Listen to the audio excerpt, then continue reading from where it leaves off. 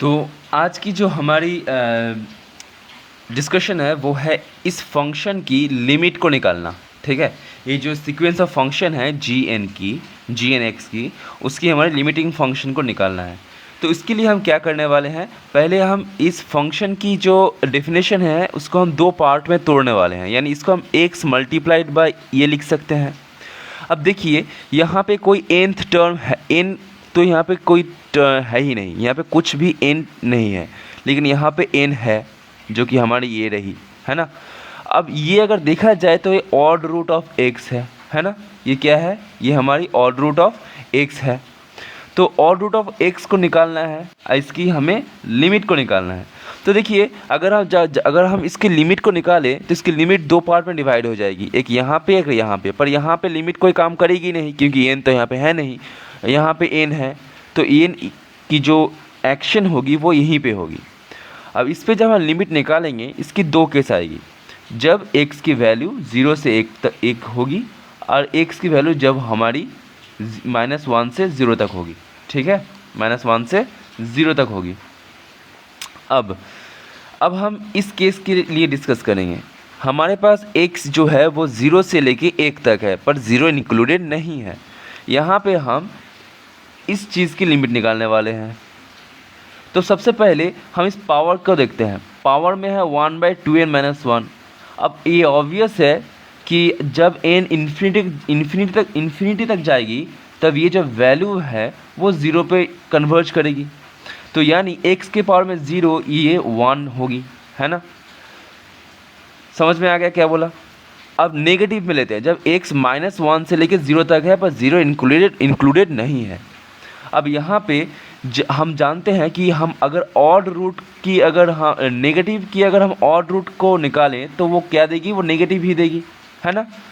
तो अगर x हमारी नेगेटिव वैल्यू है तो x को हम लिख सकते हैं माइनस ऑफ मॉड x, क्योंकि हम जानते हैं कि अगर -2 को हम लिख सकते हैं माइनस ऑफ मॉड ऑफ -2, है ना। उसी तरीके से हम इस x को इस तरीके से रिप्रेजेंट कर सकते हैं। अब यहाँ पे देखिए जब हम इस लिमिट को निकालेंगे तो यहाँ पे क्या होगा कि हम x की जगह पे माइनस ऑफ मॉड x लिख सकते हैं, हमने लिखा है।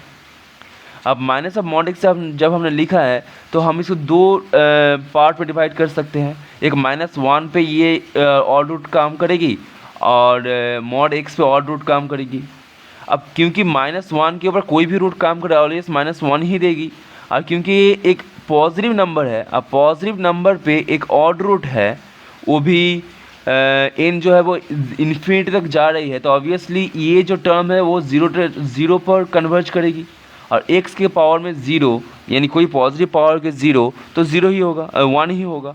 तो ये चीज़ हमारी -1 × 1 हो गई, जो कि हमारी हुई -1। ठीक है, तो अल्टीमेटली हमने देखा कि हमारे पास gn(x) इक्वल्स टू जो x के पावर में 1 + 1/2n-1 था, और जिसको हमने लिखा x × x के पावर में 2n-1। और जब हम इसको लिमिट में लाए जब n टेंस टू इन्फिनिटी जाएगी तो इसकी वैल्यू दो वैल्यू में टूट जाती है।